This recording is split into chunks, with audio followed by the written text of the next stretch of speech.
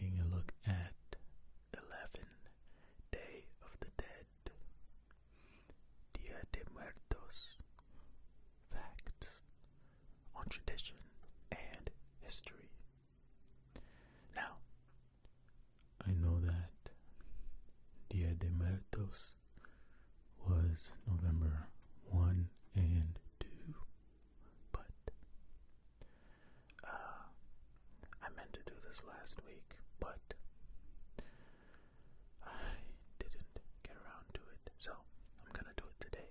So while this did already pass, I think that it'll still be cool to learn about some other cultures. So strap in and let's get into it. Every year on November 1 and 2, families come together to honor and celebrate past family members on Day of the Dead, more commonly known as Dia de Muertos. It's a special time where beloved family members from the afterworld visit the land of the living to reunite with loved ones.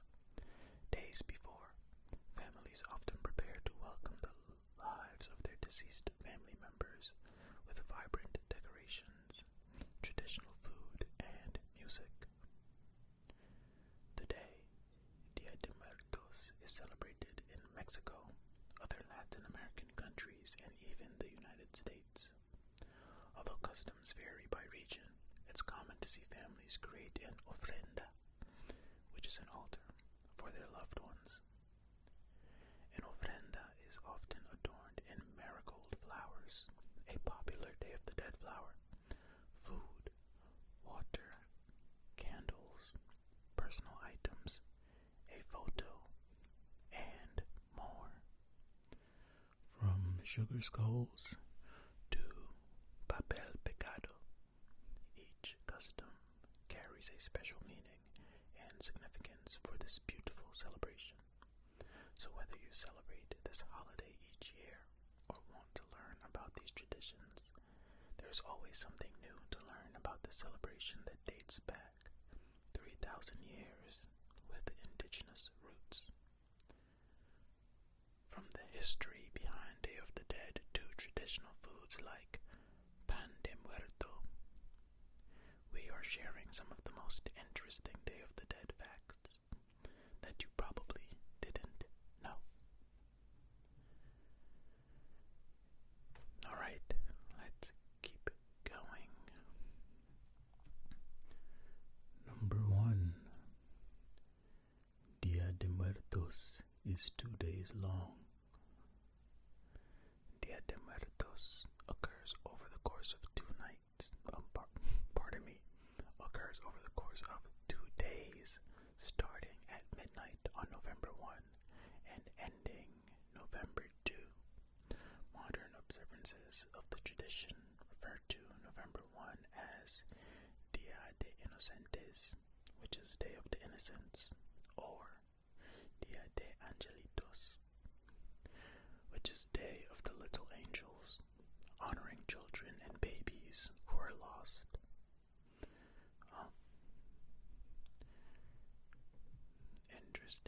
Interesting. I like Dia de Angelitos, Day of the Little Angels. That just sounds more cute. I like it. Number 2. The custom has indigenous roots. The Day of the Dead has roots in indigenous Aztec culture. Traditions like the ofrenda originated from the Aztec practices of honoring the dead by placing offerings at tree stumps.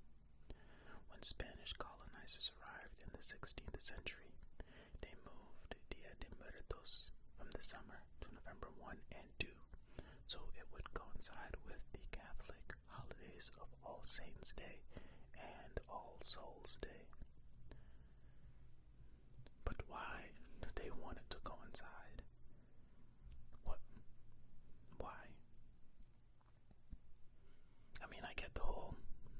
Saints Day, All Souls Day, and Dia de Muertos, but since they both, I don't know, why not just let them have their own thing? That's even more research if you're interested in doing that. Number 3.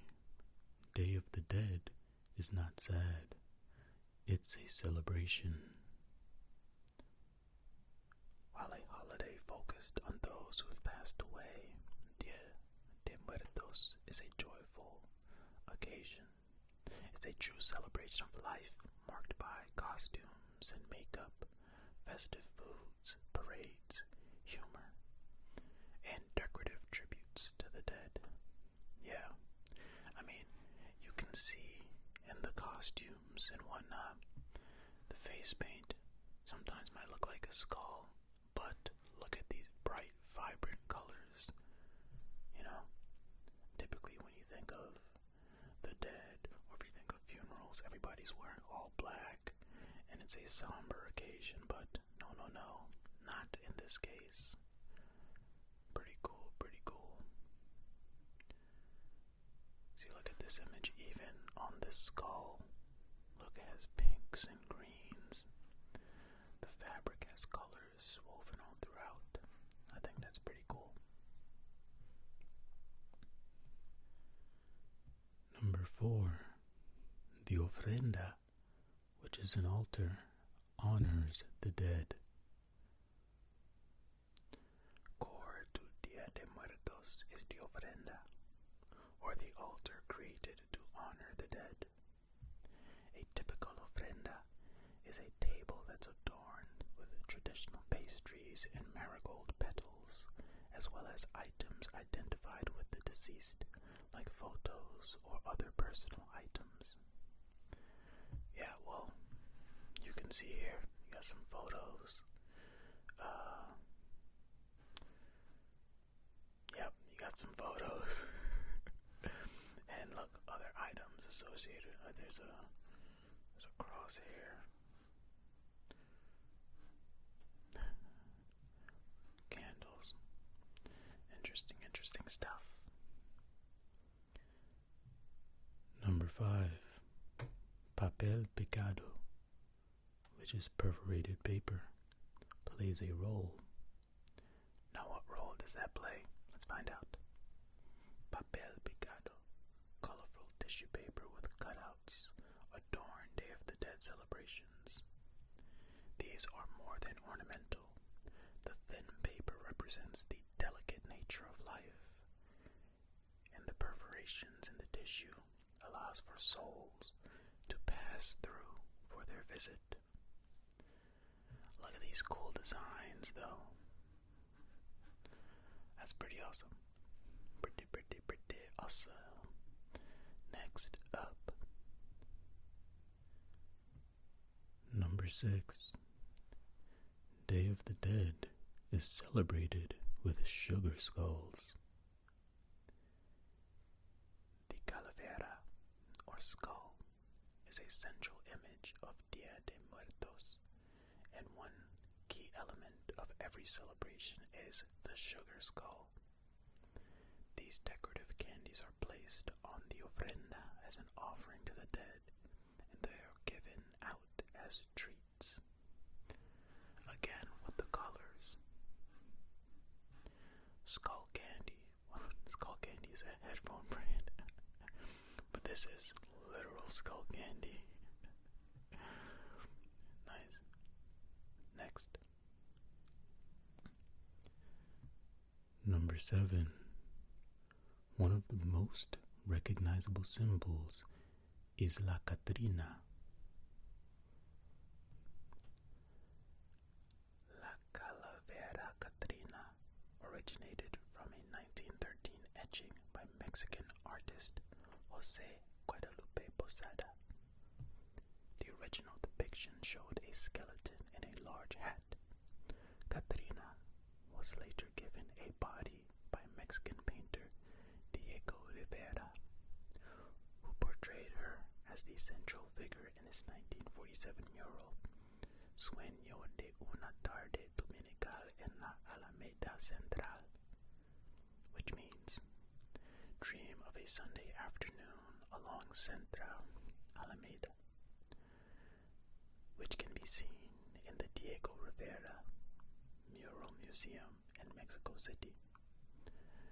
Catrina is a core part of any Dia de Muertos celebration and is honored in costumes, makeup, and other festive imagery. And right there you have La Catrina. Look at that. They got eyebrows, eyelashes, and lipstick on La Catrina. Next up, Number 8. It's customary to wear Catrina-style makeup and costumes. La Catrina is the inspiration behind the Sugar Skull makeup and costumes worn to celebrate the holiday. So, this is basically just piggybacking off of the fact we read before this one. And as you can see, this person here is, well, they said it was an inspiration. Inspiration. Next up. Number 9. Marigolds are displayed to guide spirits.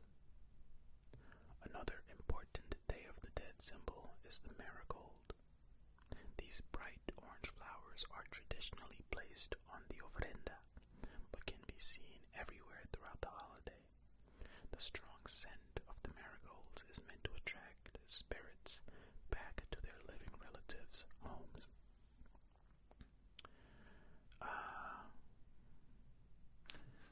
Yeah, well, there's a lot of marigolds in this picture. They must be doing their job, because that is a lot. That's a lot. There's a lot of them. Next up. Number 10. No celebration is complete without pan de muertos.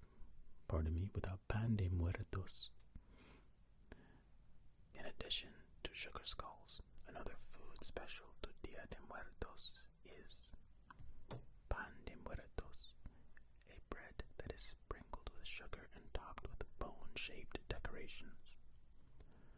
Other popular Mexican dishes served for the occasion include tortilla soup, chalupas, tamales, and caramel flan. Sounds like there's a lot of good food in celebration if you do Dia de Muertos. Who doesn't love good food? Look at that. Look at that. Alright, next up, and the last fact for this video. Video. Number 11. Families clean and decorate their loved ones' gravestones. As part of the tradition, families visit cemeteries where their loved ones are buried to clean and decorate their gravestones with candles and marigolds. Families will gather to share a meal and tell stories at the gravesite, in addition to bringing objects that were meaningful to the deceased. Interesting. I think it's so fascinating to see that, to see what other cultures do with the dead. Wasn't that Disney movie Coco about this? I haven't seen that movie, but from the trailers, that's what it seemed like it was about. I think it's very interesting to learn about other cultures, you know. But yeah, that is it. Thank you so much for watching and or listening, and let me know what you thought of the addition of a little bit of soft spoken in there, you know. You're probably gonna hear more of that. If you didn't see my update video that week, then you can watch that to kind of see what's going on here. Anyway, again, thank you so much for watching and or listening. And remember,